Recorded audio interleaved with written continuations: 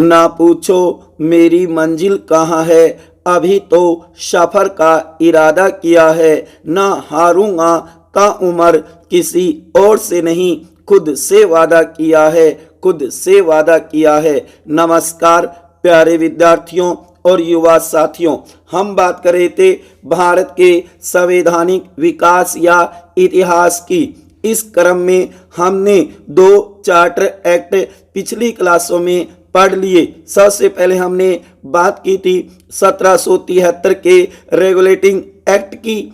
उसके बाद में हमने दूसरा संवैधानिक विकास का चरण या क्रम देखा था 1784 का पिट्स इंडिया एक्ट। इसी क्रम में आज हम बात करेंगे 7 महत्वपूर्ण चार्टर एक्ट या अधिनियमों के ऊपर प्यारे विद्यार्थियों। इसके बाद में 4 अति महत्वपूर्ण अधिनियम रह जाएंगे, जैसे कि 1909, 1919, 1935 और उसके बाद में 1947। प्यारे विद्यार्थियों, कई बार इन चार्टर एक्ट या अधिनियमों से भी क्वेश्चन पूछ लिया जाता है। हाँ, वैसे तो अति महत्वपूर्ण तो 1909, 1919 और 1935 का अधिनियम होगा, लेकिन कई बार आरपीएससी, यूपीएससी या अन्य चयन बोर्ड जो भी एग्जाम करवाता है, इसमें से भी कई बार क्वेश्चन पेपर सेटर के द्वारा बना दिए जाते हैं। तो इसलिए इन्हें भी आप अच्छी तरीके से तैयार कर लेना। जिंदगी में इतने व्यस्त हो जाओ कि उदास होने का वक्त ना मिले, शक्ति ही जीवन है प्यारे विद्यार्थियों। कदम कदम बढ़ाए जा, ज्ञान के दीप जलाए जा, ज्ञान के दीप जलाए जा।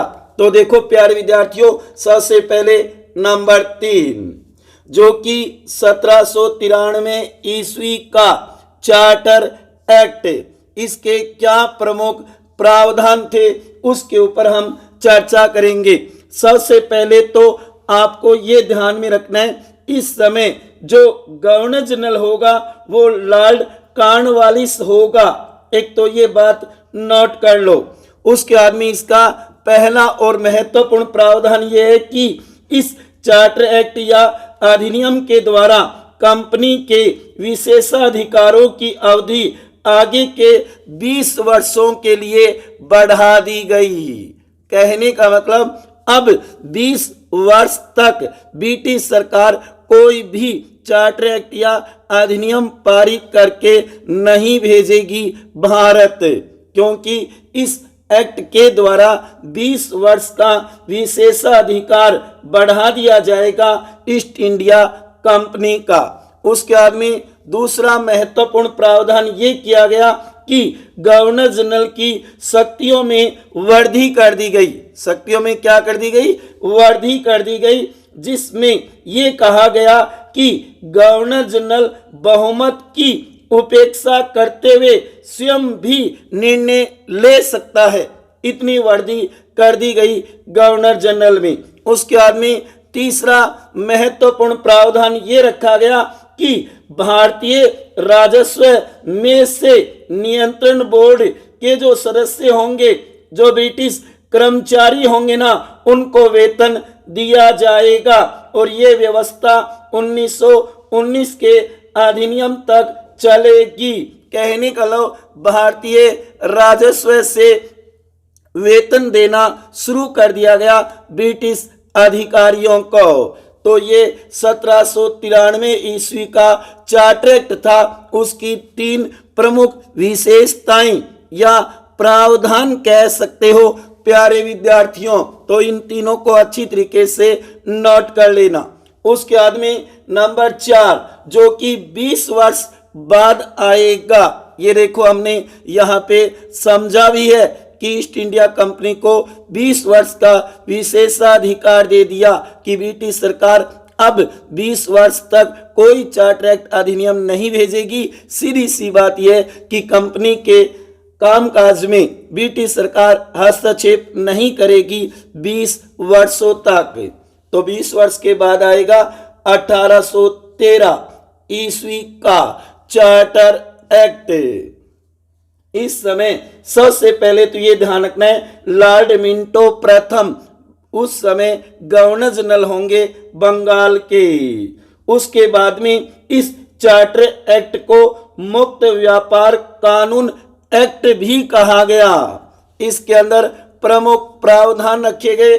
प्यारे विद्यार्थियों, आपको ये प्रावधान ही ध्यान में रखने हैं, क्योंकि ये इसकी प्रमुख विशेषताएं, निर्णय कह सकते हो, व्यवस्था कह सकते हो, लक्षण कह सकते हो, प्रावधान कह सकते हो, इसी में से पेपर सेटर क्वेश्चन बनाता है।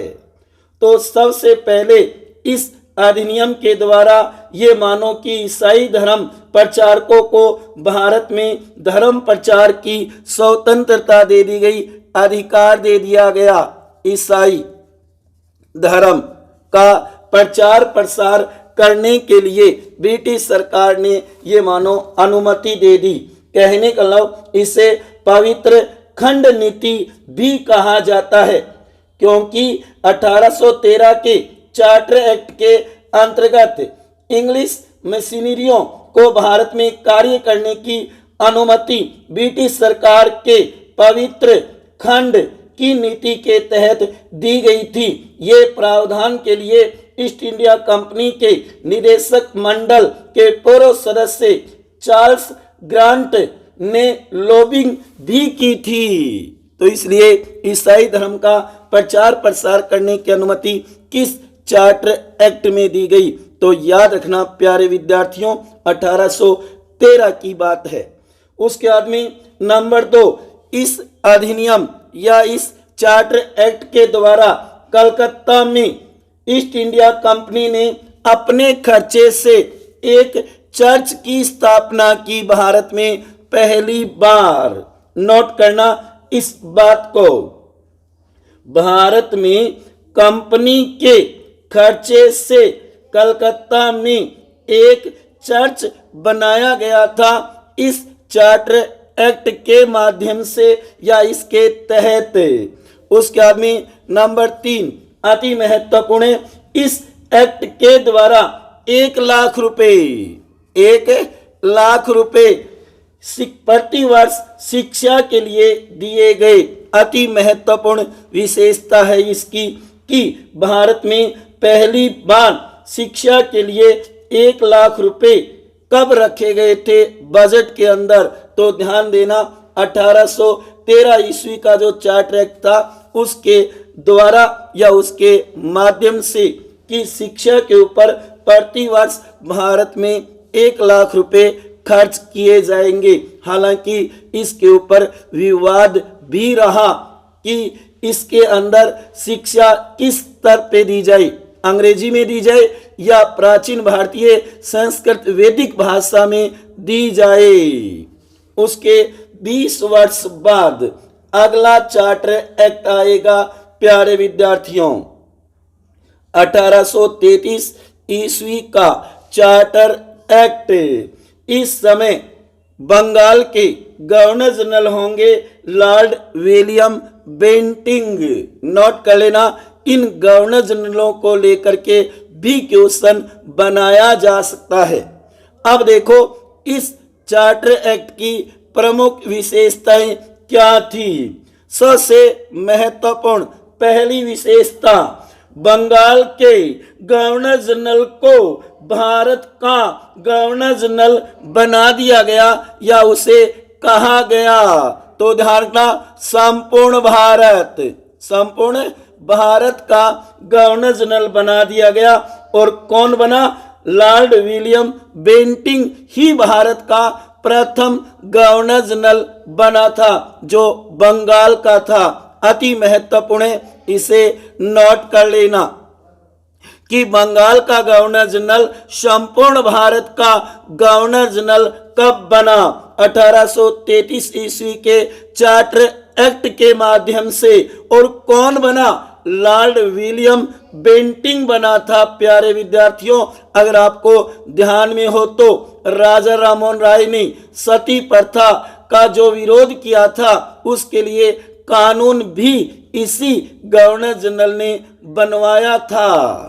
ठीक है। उसके बाद में नंबर 2, इस अधिनियम के द्वारा, इस एक्ट या अधिनियम के द्वारा भारत में 1843, गौर करना, 1843 ईस्वी में दास प्रथा पर प्रतिबंध लगा दिया गया। दास प्रथा पर प्रतिबंध किस चार्टर एक्ट के माध्यम से लगा? तो गौर करना, 1833 ईस्वी का चार्टर एक्ट होगा। उसके बाद में नंबर 3, जो इसकी महत्वपूर्ण विशेषता है कि ईस्ट इंडिया कंपनी को व्यापारिक वाणिज्यिक जो अधिकार था वो समाप्त कर दिया गया और कहा गया कि भविष्य में कंपनी केवल राजनीतिक कार्य ही करेगी। कौन से करेगी? राजनीतिक कार्य ही करेगी। उसके व्यापारिक कार्यों पर प्रतिबंध लगा दिया गया प्यारे विद्यार्थियों। और इसी के साथ गवर्नर जनरल की कार्यकारी परिषद में चौथे सदस्य के रूप में लॉर्ड मेकाले की नियुक्ति की गई। और याद रखना, लॉर्ड मेकाले को आधुनिक शिक्षा का जनक माना जाता है। के बाद चौथी महत्वपूर्ण विशेषता होगी कि भारत में कानूनों को संचालित तथा सुधार के लिए एक विधि आयोग की स्थापना की गई। किसकी की गई? विधि आयोग की स्थापना की गई थी प्यारे विद्यार्थियों। और यह भी ध्यान रखना, लॉर्ड मेकाले पहले विधि आयोग के सदस्य बने थे। कहने का मतलब यही है कि कार्यकारिणी परिषद का चौथा सदस्य कौन होगा? विधि आयोग नियुक्त होगा। यह कंपनी का कार्य ब्रिटिश सरकार की ओर से मात्र भारत का शासन करना रह गया था। इस बात को भी नोट करना। इसके 20 वर्ष बाद अगला चार्टर एक्ट आएगा 1853 ईस्वी का चार्टर एक्ट। प्यारे विद्यार्थियों, कुछ समझ में तो आ रहा होगा ना? आपको ये विशेषताएं नोट करनी है और अच्छी तरीके से तैयार करनी है। आपको अति महत्वपूर्ण है ये 1853 ईस्वी का जो चार्टर एक्ट आएगा ना, उस समय भारत का गवर्नर जनरल कौन होगा? लॉर्ड डलहौजी होगा और प्रधानमंत्री होंगे पामस्टन। इसे नोट करना। और ये ब्रिटिश संसद द्वारा पारित अंतिम चार्टर एक्ट होगा, क्योंकि इसके बाद तो अधिनियम और भारत परिषद अधिनियम आएंगे। प्यारे विद्यार्थियों, लॉर्ड डलहौजी जब गवर्नर जनरल थे, उन्होंने अपनी रिपोर्ट के आधार पर 1853 का चार्टर एक्ट पारित करवाया था। ये ब्रिटिश संसद द्वारा अंतिम चार्टर एक्ट माना जाता है। ये मैंने बता दिया आपको। अंतिम चार्टर एक्ट कौन सा होगा? 1853 ईस्वी का होगा। और इसके द्वारा संपूर्ण भारत के लिए एक विधानमंडल की स्थापना की गई। दूसरी महत्वपूर्ण विशेषता, विधानमंडल की स्थापना की गई थी। गवर्नर जनरल की परिषद के विधायी एवं प्रशासनिक कार्यों को अलग कर दिया गया। इसी चार्टर एक्ट के द्वारा सिविल सेवकों की भर्ती एवं चयन हेतु खुली प्रतियोगिता परीक्षा की व्यवस्था का शुभारंभ किया गया। इस प्रकार विशिष्ट सिविल सेवा भारतीय नागरिकों के लिए खोल दी गई थी। इसने प्रथम बार भारतीय केंद्रीय विधान परिषद में स्थानीय प्रतिनिधित्व प्रारंभ किया गया। लॉर्ड डलहौजी ने प्रसन्न कुमार टैगोर को गवर्नर जनरल परिषद का सचिव नियुक्त किया था। प्यारे विद्यार्थियों, विधान परिषद की पहली बैठक 20 मई 1854 को हुई थी। ये बात भी नोट कर लेना, जो कि कहा जाता है कि भारतीयों को सिविल सेवा परीक्षा जो आईसीएस, जिसका वर्तमान में नाम है आईएएस, में भारतीयों को बैठने की अनुमति दी गई। और पहला भारतीय आईसीएस कौन बना? सत्येंद्र नाथ टैगोर बना था। प्यारे विद्यार्थियों, ये बात भी नोट कर लेना। इसी अधिनियम के द्वारा विधि सदस्य को गवर्नर जनरल की कार्यकारिणी का पूर्ण सदस्य बना दिया गया। ये बात भी नोट करना, पूर्ण सदस्य बना दिया गया था। इसमें आपको एक तो याद रखना है, विधानमंडल की स्थापना की गई थी। ये ब्रिटिश संसद द्वारा पारित किया गया अंतिम चार्टर एक्ट था। ठीक है ना? तो इन विशेषताओं को प्यारे विद्यार्थियों अच्छी तरीके से नोट कर लेना। अब देखो आगे नंबर 7, जो कि 1857 की क्रांति के जस्ट बाद ब्रिटिश सरकार ने 1858 ईस्वी का अधिनियम पारित करके भेजा। अधिनियम पारित करके भेजा क्योंकि देखा गया कि कंपनी का प्रशासन भारत में सही नहीं चल रहा था, क्योंकि भारतीयों ने उनके विरुद्ध क्रांति कर दी थी, विद्रोह कर दिया था। इसके तहत ईस्ट इंडिया कंपनी को समाप्त कर दिया गया। पहली महत्वपूर्ण विशेषता, ईस्ट इंडिया कंपनी के शासन का समापन किस अधिनियम के द्वारा? 1858 का अधिनियम था। और भारत का शासन सीधे महारानी विक्टोरिया या ब्रिटिश ताज के अधीन कर दिया गया। प्यारे विद्यार्थियों, इस बात को नोट कर लेना। और इस समय भारत का गवर्नर जनरल कौन होगा? लॉर्ड कैनिंग होगा इस समय। दूसरी महत्वपूर्ण विशेषता, जो कि आप देखोगे, भारत के गवर्नर जनरल को अब वायसराय की उपाधि मिली, जो क्राउन का सीधा प्रतिनिधि होगा। कहने का लो, गवर्नर जनरल पद हटा करके वायसराय पद बना दिया गया। और भारत का पहला वायसराय कौन होगा? लॉर्ड कैनिंग होगा। प्यारे विद्यार्थियों ध्यान देना, कौन होगा? लॉर्ड कैनिंग होगा। जो कि इस समय भारत दो आधारों पर बंटा हुआ था, जो कि आप कह सकते हो अंग्रेजी भारत, जो अंग्रेजों के प्रत्यक्ष शासन के नियंत्रण में था, और दूसरा था देसी रियासतों का भारत, जो अंग्रेजों का अप्रत्यक्ष शासन था। तो कहने का लो, अंग्रेजों का अप्रत्यक्ष शासन देसी भारत में था ना, वहां तो वो वायसराय के नाम से काम करेगा।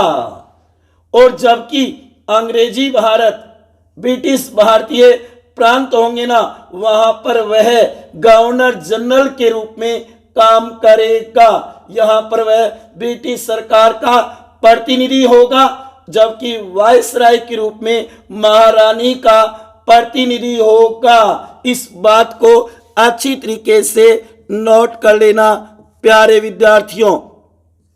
जो ब्रिटिश भारत था ना, वहां पर तो वो गवर्नर जनरल के रूप में काम करेगा, और जो देसी भारत होगा, देसी भारत होगा, वहां वह वायसराय के रूप में काम करेगा। व्यक्ति एक ही होगा। कहने का लो, गवर्नर जनरल को ही वायसराय पद दे दिया गया, उसका पद नाम चेंज कर दिया गया। प्यारे विद्यार्थियों, इस बात को नोट करना अच्छी प्रकार से। इस अधिनियम के द्वारा भारत का शासन ब्रिटिश ताज की ओर से चलाने के लिए भारत मंत्री या भारत सचिव का पद सृजित किया गया।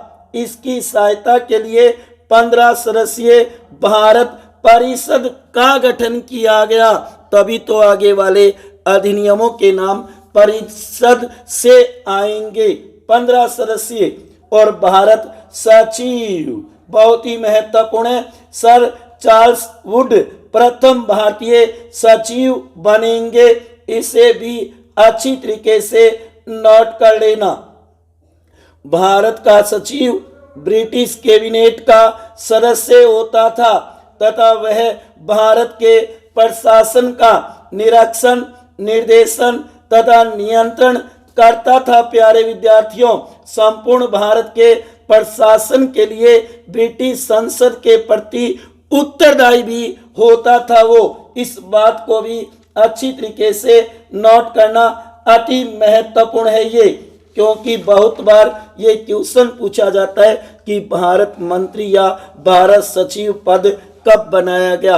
1858 के अधिनियम के द्वारा।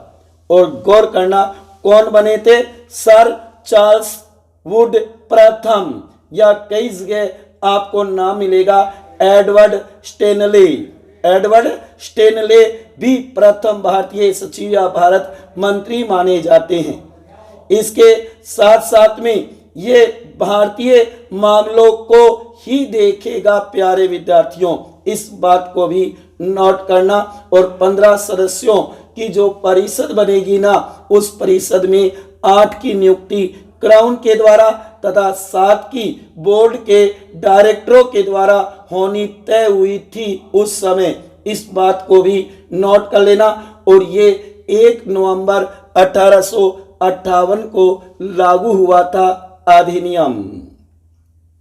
इस अधिनियम के द्वारा ईस्ट इंडिया कंपनी के शासन को तो क्या कर दिया? समाप्त कर दिया गया। और भारत का सीधा प्रशासन किसके हाथों में चला गया? ब्रिटिश महारानी। और उस समय कौन थी? ललक विक्टोरिया थी। प्यारे विद्यार्थियों, बोर्ड ऑफ डायरेक्टर्स निर्देशक बोर्ड तथा बोर्ड ऑफ कंट्रोल नियंत्रण बोर्ड की समाप्ति कर दी गई इस अधिनियम के द्वारा। इसके बाद में आता है नंबर 8, 1861 ईस्वी का भारत परिषद अधिनियम। बहुत ही महत्वपूर्ण है प्यारे विद्यार्थियों। इसमें सबसे पहले तो आपको ये ध्यान में रखना है, इस समय गवर्नर जनरल कौन होगा? लॉर्ड कैनिंग ही होगा, जिसे वाइसराय भी कह सकते हो। सन 1861 के अधिनियम ने भारत में प्रतिनिधि संस्थाओं को जन्म दिया। पहली बात तो ये नोट करना। वाइसराय की परिषद को कानून बनाने की शक्ति प्रदान की गई, जिसके तहत लॉर्ड कैनिंग ने विभागीय प्रणाली, मंत्रिमंडलीय प्रणाली की शुरुआत की। इसे पोर्टफोलियो व्यवस्था या सिस्टम भी कहते हैं। इसकी पहली विशेषता तो यही ध्यान में रखना है, विभागीय प्रणाली की शुरुआत कब हुई? 1861 के भारत परिषद अधिनियम के द्वारा। उसके बाद में ध्यान रखना है, गवर्नर जनरल को पहली बार अध्यादेश, ये अति महत्वपूर्ण है, अध्यादेश जारी करने की शक्ति प्रदान की गई। कब? 1861 ईस्वी का जो भारत परिषद अधिनियम था ना, उसकी धारा 22 के द्वारा। धारा कौन सी होगी? 22 होगी। अंदरूनी क्वेश्चन निकल सकता है प्यारे विद्यार्थियों।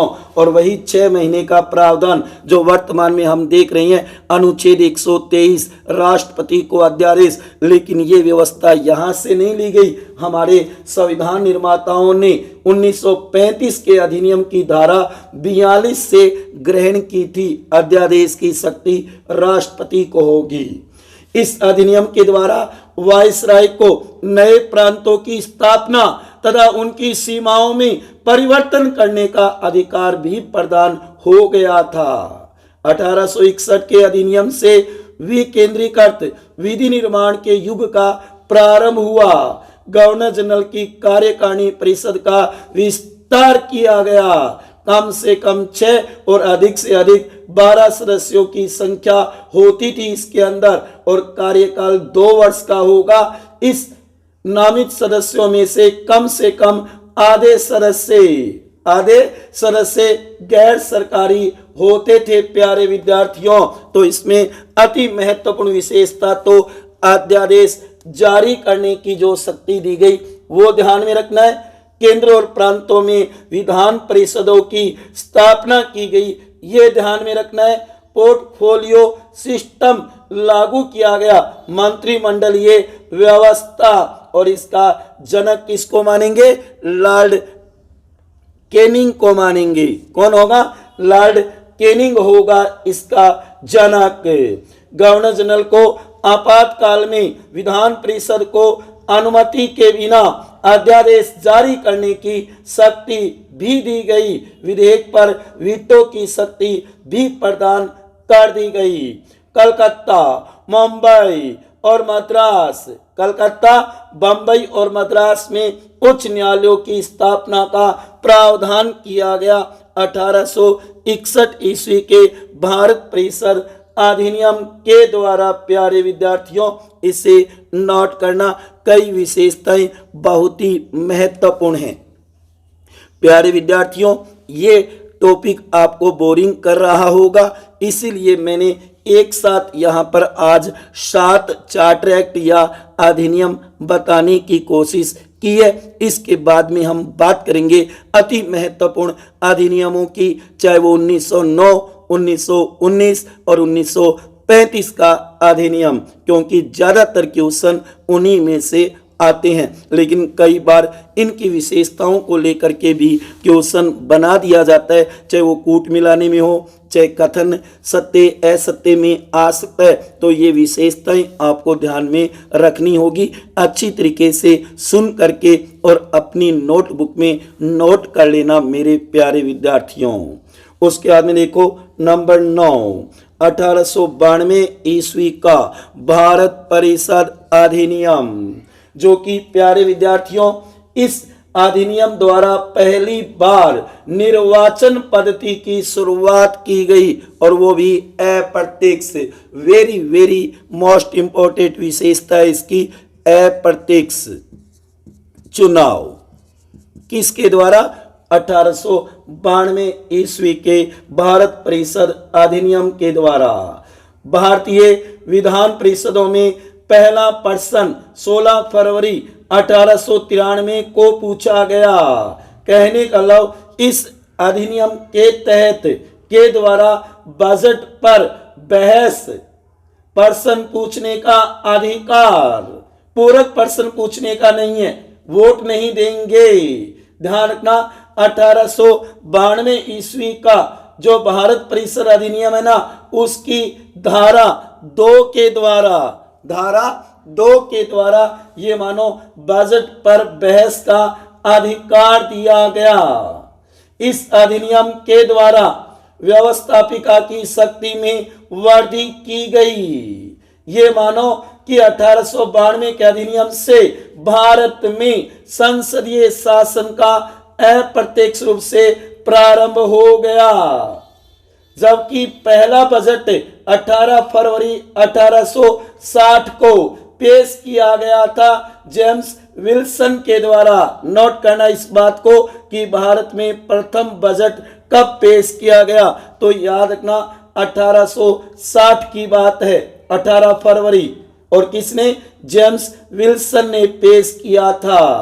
प्यारे विद्यार्थियों, इसकी सबसे महत्वपूर्ण विशेषता यही है, अप्रत्यक्ष चुनाव, बजट के ऊपर बहस, प्रश्न पूछने का अधिकार, लेकिन पूरक प्रश्न पूछने का अधिकार नहीं दिया गया। कहने का मतलब है इस अधिनियम द्वारा संसदीय शासन परोक्ष रूप से प्रारंभ हुआ तथा प्रतिनिधि शासन की नींव डाली गई। सर फिरोज शाह मेहता पहले निर्वाचित भारतीय सदस्य भी बने थे। भारत परिषद अधिनियम 1892 की धारा 2 के अंतर्गत कुछ शर्तों के अधीन वार्षिक वित्तीय विवरण बजट, क्या था? वार्षिक वित्तीय विवरण बजट पर बहस करने और प्रश्न पूछने का अधिकार दिया गया था। लेकिन ये ध्यान रखना, पूरक प्रश्न और ये मानो वोटिंग का अधिकार नहीं दिया गया था। तो ये था आपके सामने 1892 ईस्वी का भारत परिषद अधिनियम।